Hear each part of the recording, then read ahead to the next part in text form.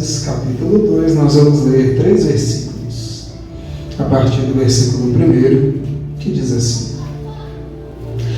Assim, os céus e a terra e todo o seu exército foram acabados, e, havendo Deus acabado no 7º dia a sua obra que tinha feito, descansou no 7º dia de toda a sua obra que tinha feito. E abençoou Deus o dia 7º e o santificou, porque nele descansou de toda a sua obra que Deus criara e fizera. Os irmãos podem se assentar. Glória a Deus, aleluia. Irmãos, que dia que é hoje? Que dia da semana? Sábado, né? Que sábado do mês que é hoje? Segundo, né? E normalmente, que culto que a gente tem aqui segundo sábado? Projeto de restauração. Da reconstrução. E os irmãos devem ter reparado, né, que hoje a gente está um pouquinho desfalcado de membros e obreiros e pessoas, né? Mas acho que até aproveitando a oportunidade até para justificar a ausência de alguns irmãos, a gente tem muitos deles hoje em Brasília, né, no casamento da Anida, que inclusive foi já membro dessa igreja por muitos anos, né, que é sobrinha do nosso pastor Osmar. Então tá o pastor Osmar, pastora Célia, Júnior, Luane, Jean, Daiane, com o Neném, Kleber, minha mãe. Tem uma galera lá em Brasília hoje. Então é por isso que a gente não tem muitos deles aqui no culto essa noite. Tá? E quase que a gente não tinha o pastor Antônio e a pastora ali aqui. Porque foram trabalhar também, né? Mas aprove a Deus que eles pudessem chegar a tempo. Mas ainda assim Deus abençoou que nós estivéssemos aqui, irmãos. Às vezes a gente fica pensando, né, quando a gente vem para o culto, e às vezes a gente começa a ouvir os louvores, a gente começa a ouvir a palavra, e a gente tem às vezes o hábito de pensar, fulano tinha que estar aqui. Só que a Bíblia diz que a palavra de Deus ela não volta vazia. Antes ela cumpre o propósito para o qual ela foi liberada e tudo aquilo que o apraz. Então isso quer dizer que aquilo que é liberado sobre nós enquanto nós estamos aqui é para nós. Porque quando Deus quiser falar com o nosso vizinho, Ele traz o vizinho. Quando Ele quiser falar com o irmão, Ele traz o irmão. Ou Ele aproveita o dia que o irmão estiver aqui para falar, ou Ele fala com o irmão em outro lugar. Mas se a gente está aqui é para a gente. Né? E eu confesso para os irmãos que a gente sempre fala que quem vai pregar, né, apanha 2 vezes, quando está estudando a palavra e quando a gente vai ministrar. E, gente, ou palavra que eu apanhei e que eu vou apanhar de novo. E eu costumo, e olha que às vezes Deus me dá umas palavras difíceis, umas palavras bem duras. E vocês vão ver que essa palavra não tem nada de tão dura assim. Mas para mim é difícil. Mas vocês vão entender. Então, a gente começou esse ano, na verdade a gente começou a falar um pouquinho sobre isso no final do ano passado, e nem parece, mas a gente já está no mês 11. Daqui a pouco a gente está falando de Natal de novo. E no final do ano passado a gente começou a conversar, eu, Jean, começamos a conversar com o Kleber, depois a gente foi conversar com os pastores, porque surgiu, né, nos nossos corações o desejo de ter um tema para o ano de 2025.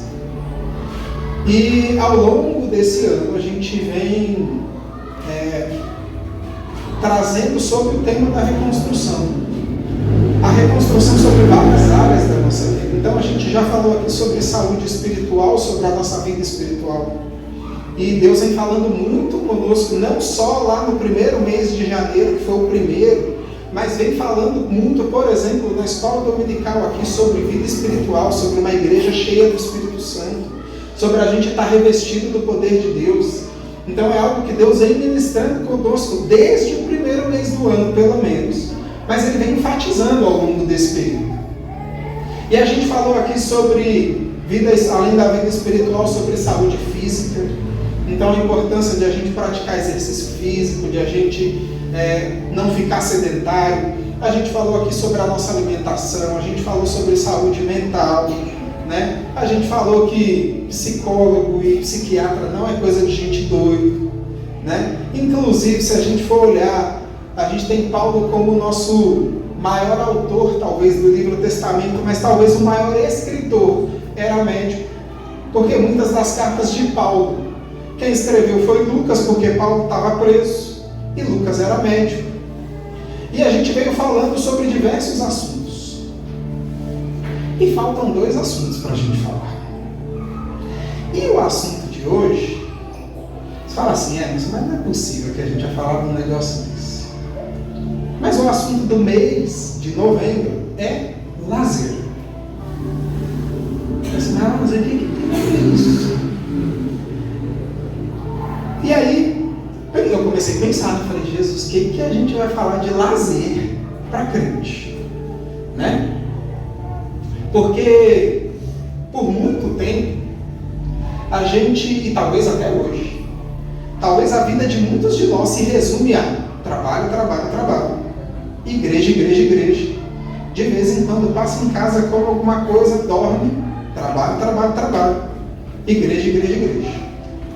Na maioria das vezes a nossa vida se resume a isso. E eu não estou dizendo que está errado. Mas ao longo desse ano, Deus vem mostrando para a gente, ao longo de muitas pregações e de muitas palavras, que a gente precisa cuidar de todas as áreas da nossa vida. E tem muitas áreas que às vezes, por espiritualizar muitas coisas, a gente negligencia.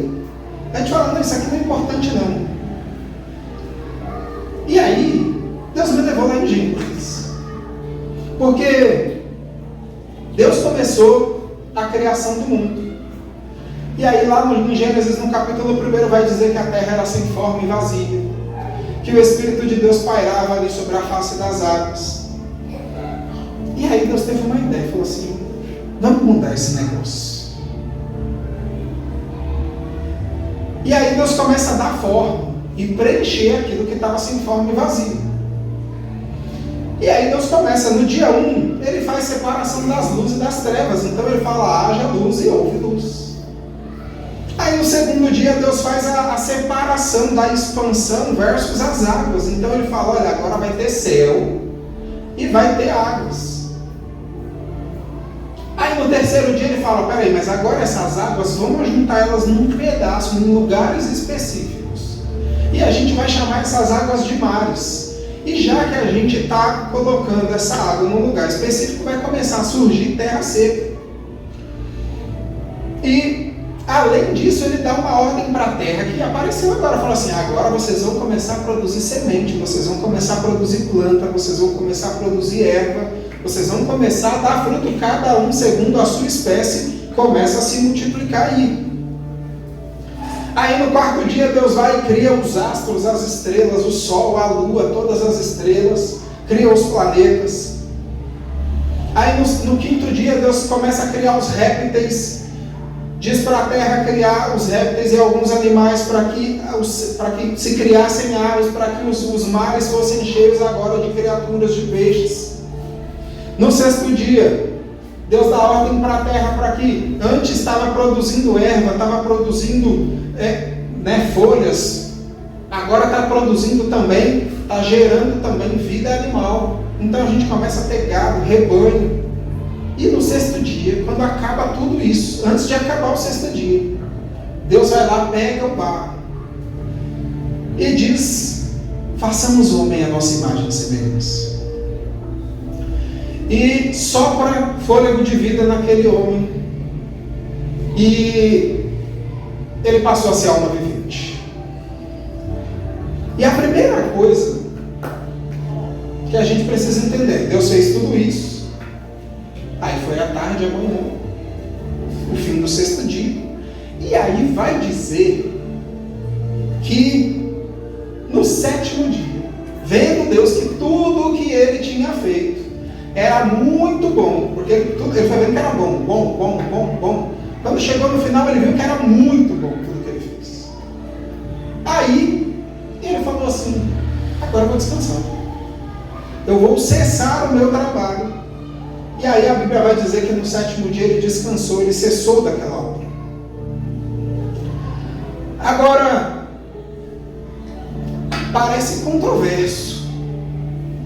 Porque quando a gente vai olhar no Salmo, se eu não me engano, 121, diz que não tosquenejará o guarda de Israel. O que é tosquenejar? Alguém sabe o que é tosquenejar?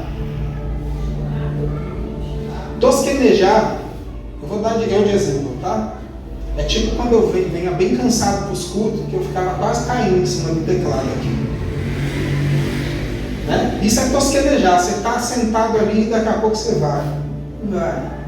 Dorme, não dorme. Isso é tosquenejar. Aí o salmista vai dizer que o guarda de Israel, que é o Senhor, não tosqueneja, ele não dorme, ele não cansa.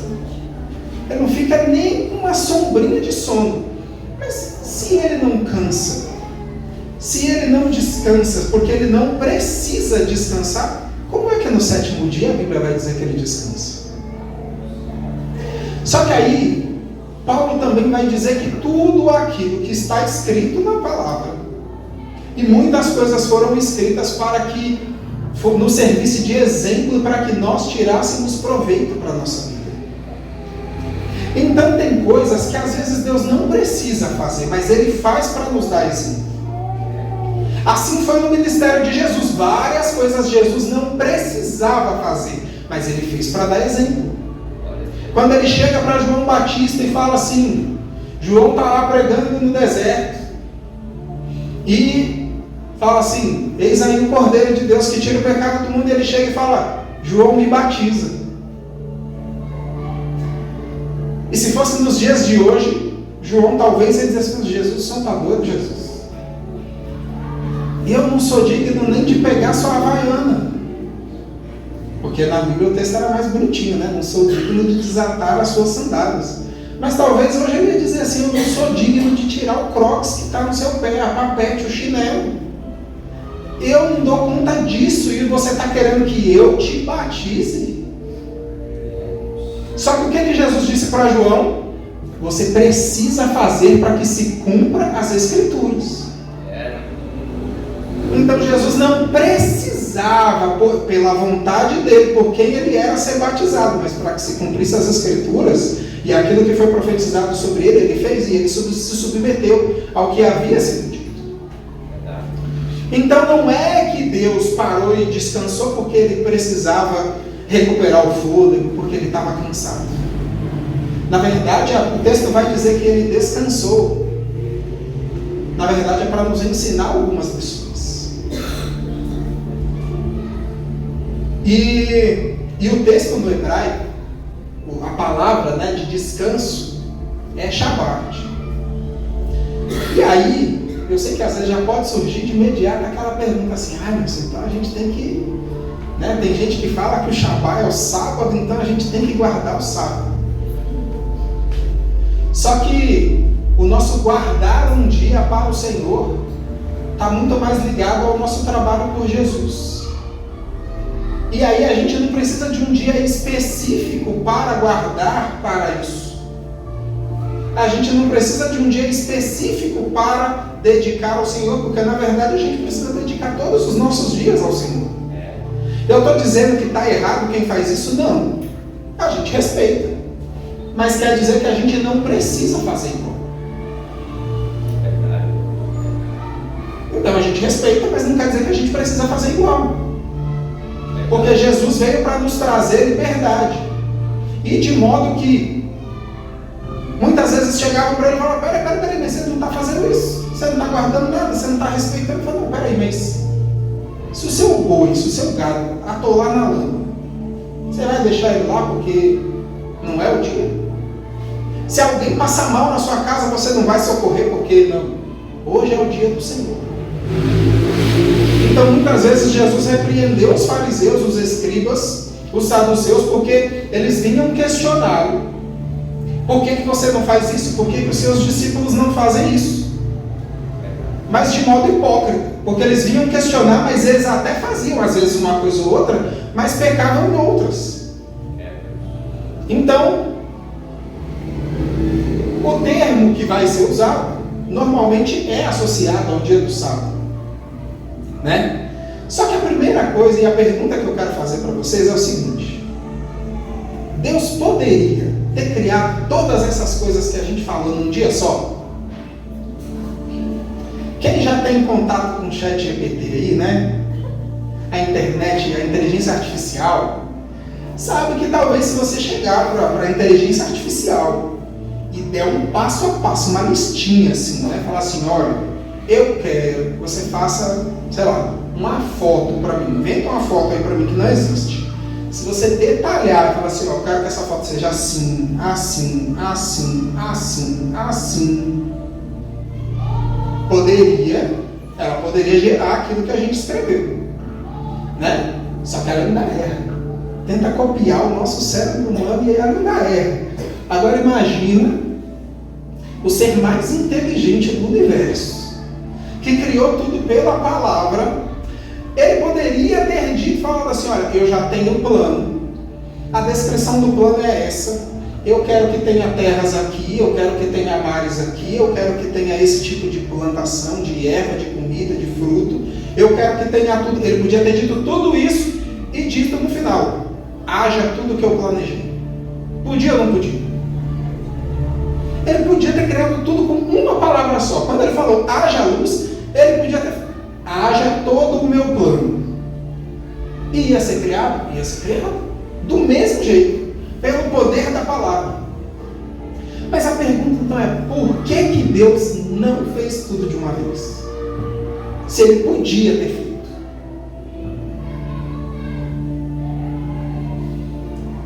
E aí eu dou aqueles 5 segundos mesmo para vocês pensarem. Porque a primeira coisa que Deus nos ensina é que algumas coisas precisam vir antes de outras. E isso nos leva a planejamento. Porque vamos reparar, quando Deus diz que vai ter seres vivos, é lá no dia 5. Vai ter réptil, vai ter peixe, vai ter ave. Começa a ter seres vivos lá no 5º dia. Só que quando tem seres vivos no 5º dia, já tem mar para os peixes, já tem terra seca para as aves pousar, já tem produção de erva, de planta, para os animais comerem. Já tem luz, já tem separação de luz e trevas, já tem céu, já tem água acima, a Bíblia vai dizer águas acima da expansão, que quer dizer, já tem água lá em cima para chover, não só as águas que estavam embaixo. Então, eu só trouxe vida quando já tinha tudo que aquela vida precisava para continuar vivendo. Aí depois, lá na frente, Deus vai dizer para o homem, olha, todos esses animais que você está vendo aí, eu estou te dando domínio sobre eles, para você reinar sobre eles, dominar sobre eles, e você pode comer de tudo, e aí dá a proibição das árvores lá que eles não podiam comer. Mas até os animais que ele podia matar e comer, já tinham sido criados antes de Deus criar o homem. Então Deus só dá um próximo passo, ele só faz um passo 2 se tiver concluído o primeiro. E não é porque ele não pode fazer tudo de uma vez, mas é porque ele quer nos ensinar que cada coisa tem o seu momento. E que nós precisamos planejar. Porque senão a gente só sai igual doido fazendo as coisas. Só vai fazendo. Fala, não, vamos ver no que vai dar. Só que, olha só que engraçado.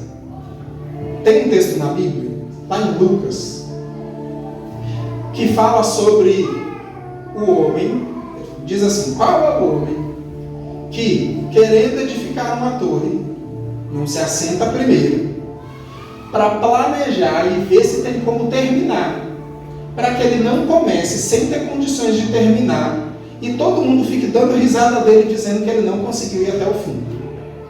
Ou qual é o rei que tem um exército de 10 mil homens, aí ele descobre que tem 20 mil vindo contra ele.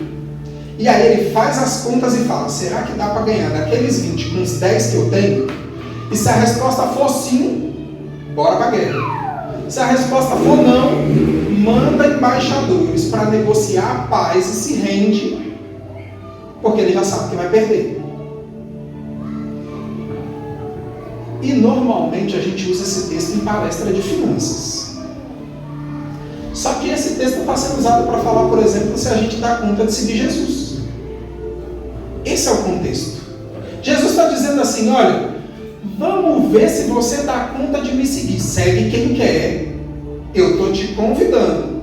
Mas você vem se quiser, só que tem um porém. Se quiser, aquele que quiser vir após mim, nega-se a si mesmo. Toma a sua cruz e siga-me. Dá para seguir sem carregar a cruz? Não. Todo mundo que segue Jesus tem que estar com a sua cruz. Verdade. Só que se você não negar a sua própria vontade, vai ter dia que a sua vontade vai dizer, deixa essa cruz aí. Verdade. Então por isso, e às vezes Jesus vai dizer, deixa isso aí e carrega a cruz. Às vezes você está com uma sacola, com a mochila, Deus fala, deixa a sacola e leva a cruz. Você fala, não Senhor, eu quero a sacola, eu quero a mochila. E aí a nossa vontade começa a debater com a de Deus. Então Jesus está dizendo lá na parábola, o que a Bíblia está dizendo lá na parábola é, será que você dá conta de seguir? Faz as contas primeiro, antes de você dizer que segue a Jesus. Então até para seguir Jesus a gente tinha que ter planejamento. Porque às vezes as pessoas veem, e pelo menos aqui, irmãos, a gente fala a verdade. Esse negócio que você vai vir para Jesus e vai ser tudo lindo na sua vida, não vai não. É perrengue. Se bobear, vai piorar. E às vezes você vem para Jesus e você fala, não, é possível. Porque eu não ia para a igreja, era de um jeito. Eu comecei a ir para a igreja, parece que triplicou o problema. E sim, triplicou o problema. Mas a diferença não é se a gente tem problema ou não. A diferença é que a gente tem Jesus para passar pelo problema com a gente. Glória a Deus, aleluia. É essa a diferença. Verdade. É que nós temos Jesus para passar pelo problema com a gente, porque problema todo mundo vai passar. Então, a primeira coisa que a gente precisa é planejamento. Aí a segunda coisa é que a gente precisa diferenciar, e aí eu vou trazer um pouquinho para a nossa vida pessoal. A gente precisa diferenciar sonho de meta e objetivo. Porque parece que é a mesma coisa, mas não é. Então você fala assim, eu quero ter uma casa na praia. Né? É sonho ou é meta?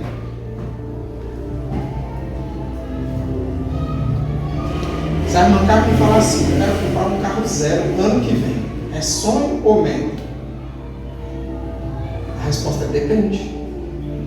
Depende do que, Emerson? Depende de o que ela está fazendo para que isso aconteça. Como assim? Porque às vezes a gente fala assim, Senhor, eu quero uma coisa. Eu quero entrar na faculdade. Tá bom, você quer entrar na faculdade, legal. Mas você está estudando? Você está pegando umas provas de vestibular, né, que já passou para fazer ali, para entender a lógica das questões, né? Porque às vezes a gente não tem dinheiro para pagar cursinho, mas você pode pegar as provas do vestibular anterior e fazendo as provas ali, pega o gabarito, você vai pegando o jeito. Você fala, não sei essa matéria, vou estudar. Não sei isso aqui, vou estudar. Emerson, eu quero arrumar um emprego. Mas você está mandando currículo? Você está fazendo curso para se capacitar? Mas eu ganho só um salário mínimo. Mas o que você está fazendo para ganhar 2?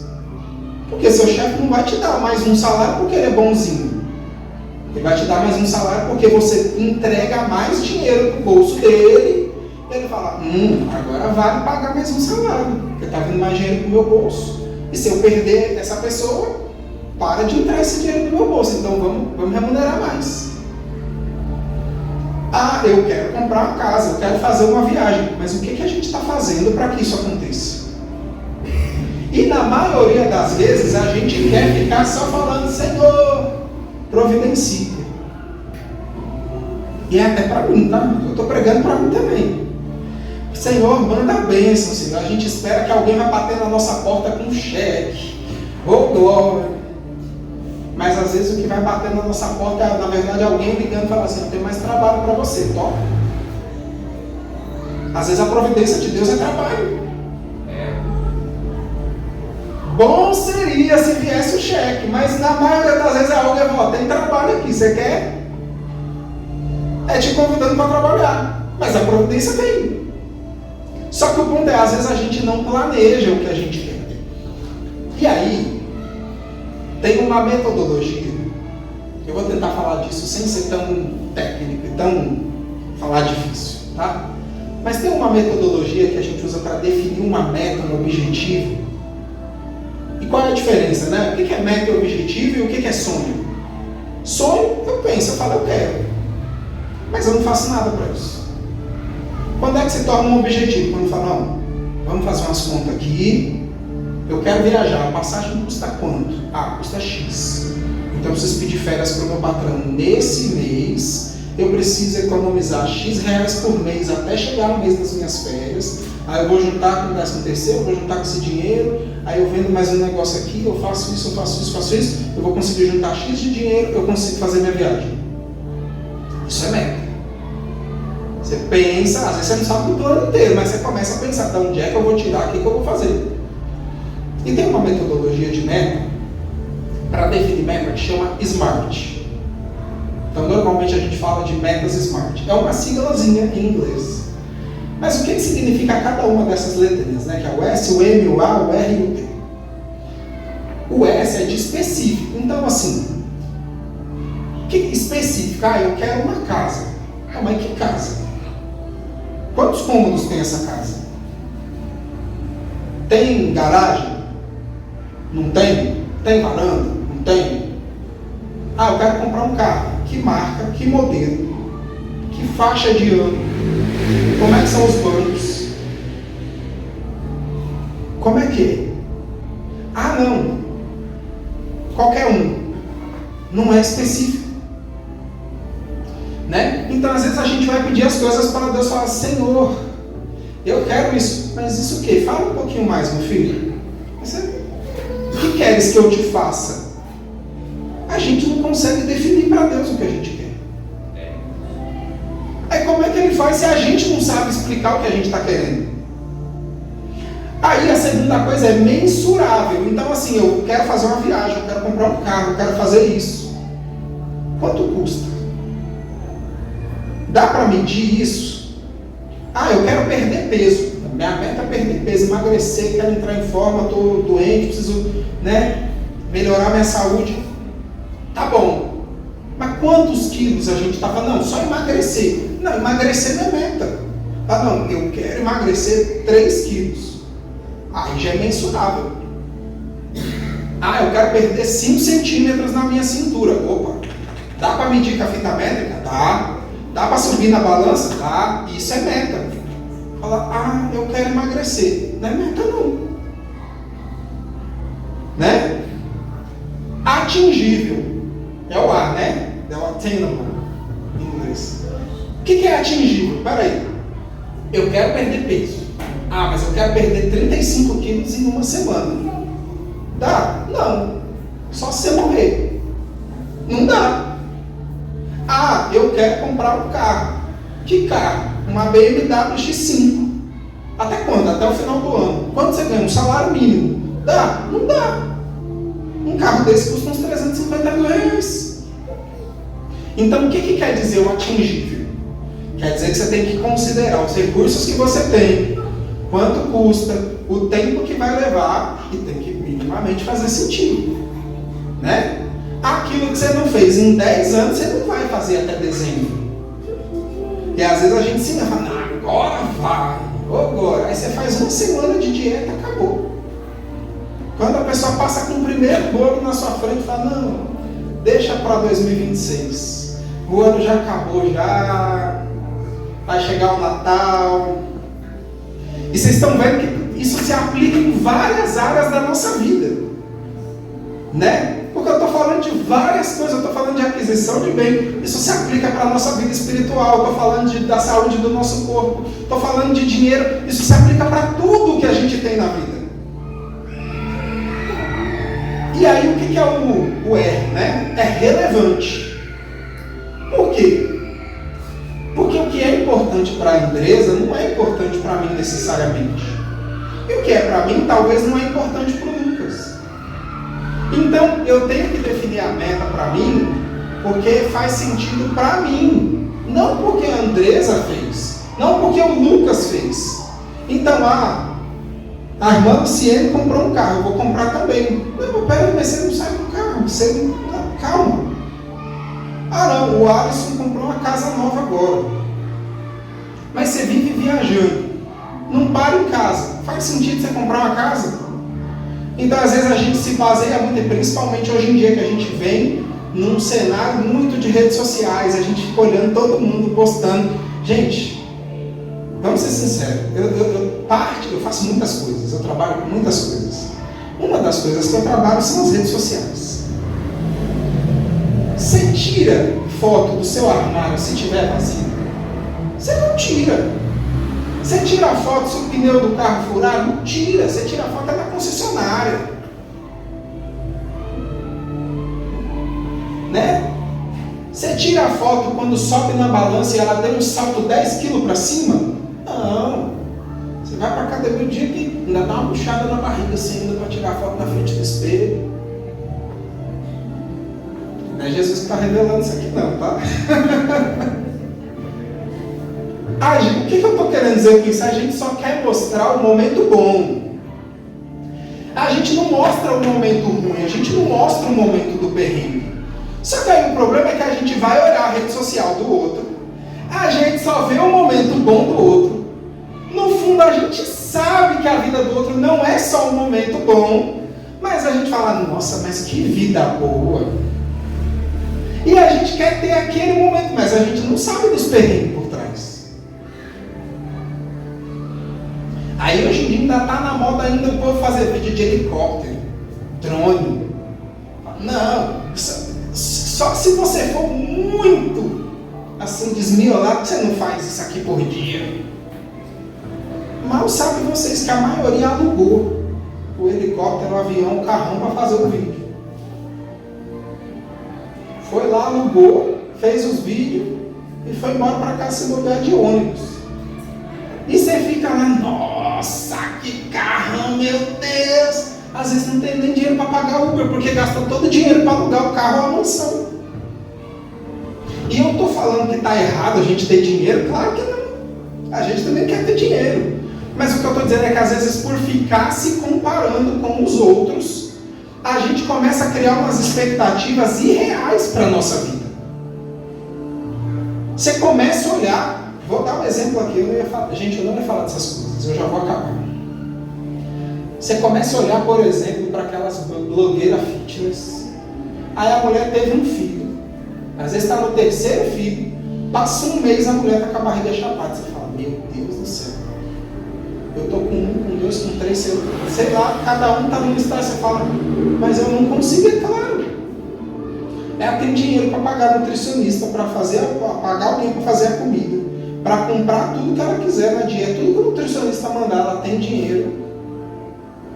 Ainda faz os procedimentos estéticos, você fala, nossa, mas eu queria. Mas a gente está lutando para fechar as contas do mês. E fica se comparando. Então a gente precisa abrir o olho para essas coisas. Eu estou dizendo que está errada a vida que a pessoa tem, não. Mas eu estou dizendo que a gente precisa entender a nossa realidade e planejar. E a gente precisa colocar isso numa linha do tempo. Então, eu quero atingir esse objetivo até quando? Quando Deus quiser, não. Coloca um prazo nisso aí. Quero entrar na faculdade, até quando? Quando der, não. Não, ano que vem eu vou fazer 1, 2, 3 vestibular e eu vou entrar. Às vezes a gente não vai atingir, talvez não, mas a gente precisa ter um prazo. Senão, vamos assim aleatoriamente, né? A segunda coisa que Deus nos ensina, irmãos, é que tudo tem o seu tempo. Eclesiastes vai dizer que há um tempo determinado para cada coisa debaixo do céu, para cada propósito. Às vezes você vai estar chorando, às vezes você vai estar sorrindo. Há tempo de sorrir e de chorar, há tempo de colher e de plantar, há tempo de paz, há tempo de guerra. Há tempo de tudo, e quase sempre, depois daquele tempo, tem um tempo oposto. Só que o que a Bíblia nos ensina é que nada dura para sempre, então sua fase boa não dura para sempre. Mas qual é a boa notícia? A fase ruim também não.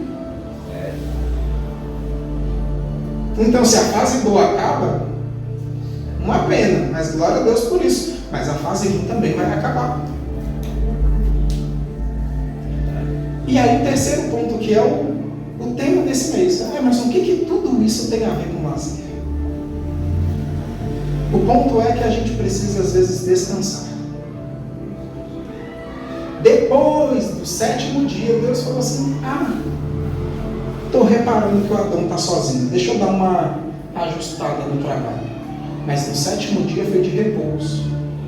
E o problema, eu vou falar por mim, gente, como é difícil não trabalhar nem fazer alguma coisa, ficar parado. Isso é quase uma guerra em casa. Porque até quando eu paro de trabalhar, eu não paro de trabalhar. Então eu estou falando por mim, é difícil para mim. Só que olha a instrução que Deus deu para o povo de Israel. Falou assim: olha, vocês vão plantar na terra por 6 anos. No 7º ano não é para plantar nada, é para descansar. Deixa a terra descansar, aí vocês voltam a plantar. E aí quando você vai, em lugares que respeitam esse ciclo, eu já vi gente relatando até de viagem, por exemplo, a Israel, que vai lá nas terras e compara, você vê um fruto bonito de um lado, você vê o outro mais ou menos do outro, e quando pergunta, porque normalmente o produtor vai dizer: olha, esse aqui que você está vendo bonitinho é porque a terra descansa no 7º ano. Esse aqui a terra vai tentando tirar da onde não tem nutriente, não consegue produzir direito, e ele fica mais ou menos. Então, às vezes a gente quer fazer tudo. E gente, olha só, eu fui hoje levar o Luiz numa consulta. E eu já vou observando já. E papo vai, papo vem. Toda vez eu fico na recepção, ele sobe para a consulta, com a fome. E às vezes a gente fica conversando ali, com as pessoas da clínica. E aí papo vai, papo vem. Comecei a conversar com o rapaz. Quando é hoje, eu descubro que ele é pastor. E eu tinha ido com a camiseta do Alfa, ele perguntou: você é cristão? Eu sou. Eu sou pastor. E a gente andava conversando há uns dias já, uns fins de semana. E ele disse para mim uma frase que a minha psicóloga disse para mim umas semanas atrás. Eu vou falar, a minha psicóloga. Que às vezes a gente precisa. Vou dizer de novo, psicólogo e psiquiatra não é coisa de dúvida. E eu já falei para alguns aqui que às vezes Deus está me fazendo: olha, se eu descobrir que Deus está fazendo eu passar por esses processos para fazer vocês ir no psicólogo e no psiquiatra, eu vou orar por vocês. Ela falou para mim uma frase, e ele, pastor, falou para mim hoje de manhã. Ele falou assim: olha, quem faz tudo não faz nada. Numa conversa totalmente aleatória, despretensiosa, de repente a gente começou a falar das coisas de Deus. Ele começou a falar da vida dele e de repente ele soltou essa frase: quem faz tudo não faz nada. Só que eu já tinha tomado essa lapada uns dias atrás. E Emerson, mas o que isso tem a ver? Tem a ver que às vezes a gente precisa desacelerar. Às vezes a gente precisa descansar. Tem dia, eu tenho que dizer isso aqui com muito cuidado, para ninguém interpretar errado, Mas tem dia que você precisa dizer: pastor, eu não venho no sábado, porque eu vou passear com meu filho. Porque vai ter um casamento. A gente esquece que o primeiro milagre que Jesus fez não foi no templo, não foi na roda do mistério, foi numa festa. Lá em Caná da Galileia, lá nas bodas. Ele foi para um casamento, igual os irmãos foram aqui. E de repente, meu Deus, precisa de um milagre. E Jesus estava lá. Só que ele não foi lá para fazer milagre. Ele foi lá para curtir o casamento. Só que eu também não estou dizendo, porque eu falei que eu tenho que dizer com cuidado, Que senão os irmãos falam assim: o irmão Emerson falou que eu posso ficar faltando os cultos, eu tenho que descansar. Não é isso não, porque a Bíblia também diz que o nosso descanso físico não é aqui. Descansar para valer é quando a gente estiver com Jesus. Mas tem dia que às vezes a gente precisa dar uma distraída sim. Porque às vezes a gente passa o tempo inteiro, trabalho, igreja. Aí às vezes você precisa ir para terapia para alguém só dizer para você assim, você precisa tirar um fim de semana e não fazer nada disso. Quando não é psicóloga, é a psicóloga sênior ali falando para mim. Você precisa descansar, você precisa desacelerar, calma. Então eu não estou dizendo que é para a gente arrumar desculpa e falar, tá, agora eu não vou para a igreja. O Emerson falou que não pode, não. Mas a gente precisa ter equilíbrio na nossa vida. A gente precisa ter equilíbrio.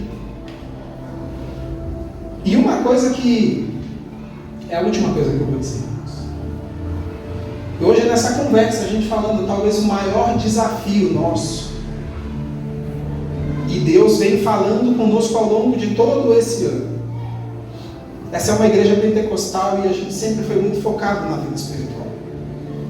Então a gente não está tirando a importância de nada que é espiritual, não. A gente precisa continuar se consagrando. A gente precisa continuar santificando a nossa vida. A gente precisa ser cheio do Espírito Santo. A gente precisa ter conhecimento da palavra. A gente precisa operar nos dons do Espírito. Eu não estou dizendo que é para a gente parar de fazer nada disso, não. Mas a gente não pode negligenciar a nossa vida.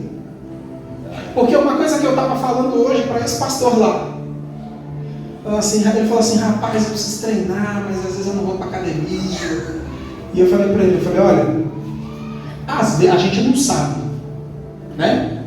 Às vezes o plano de Deus era que você morresse com 80 anos, 90. A gente não sabe. Deus sabe. Às vezes o plano dele era você morrer com 90. Só que aí você não pratica um exercício, você não faz uma caminhada, você não come direito, vai no médico, o médico fala, toma remédio, para de comer isso aqui, você não para de comer e não toma o remédio, e às vezes ainda espiritualiza e fala, o Senhor vai me curar. E eu não estou dizendo que Deus não cura, mas às vezes Ele vai usar o médico e o remédio para você se curar. Aí a gente quer espiritualizar tudo, né? E aí, por causa da nossa negligência, que às vezes a gente morre com 45. Mas fala, meu Deus, o Senhor levou. Tem quem o Senhor leva, que não tem explicação. Tem gente que está bem, não acorda no outro dia.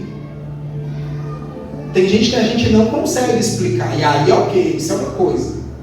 Outra coisa é porque a gente não se cuidou. Aí começa a aparecer uma doença aqui, uma doença ali, outra doença acolá. E aí a gente está sabotando o plano de Deus porque não faz exercício, porque não come direito, porque não dorme direito,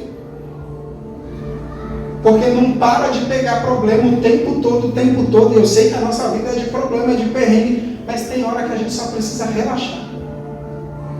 Irmãos, nada é mais terapêutico do que socar um saco de pancada ou levantar peso. Mas se você não gosta desses negócios, vai fazer uma caminhada. Emerson, mas eu não tenho tempo. Desce um ponto de ônibus antes, quando você vier do trabalho, e caminha mais 200 metros, 500 metros. Porque às vezes a gente arruma desculpa, não dá, não, é porque eu vou ter que arrumar um tempo. Não, desce 2 pontos antes e faz uma caminhada de 10 minutos. É melhor você caminhar 10 minutos a mais todo dia do que hora nenhuma. Aí porque eu não posso caminhar 1 hora, então eu não caminho 10 minutos não. Porque às vezes a gente está sabotando o plano de Deus, porque a gente não se cuida. E Deus pegou esse ano inteiro para falar com a gente, vocês têm que cuidar da vida como um todo.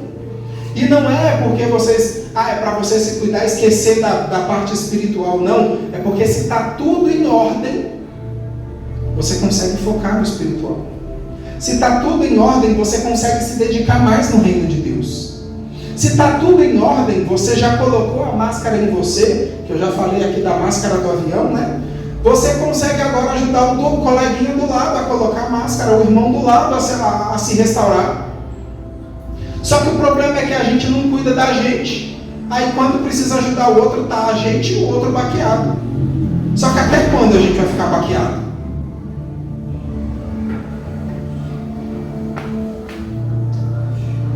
Porque Paulo diz numa das cartas, fala assim, rapaz, vocês já tinham que estar comendo alimento sólido, mas eu tenho que ficar dando leite para vocês.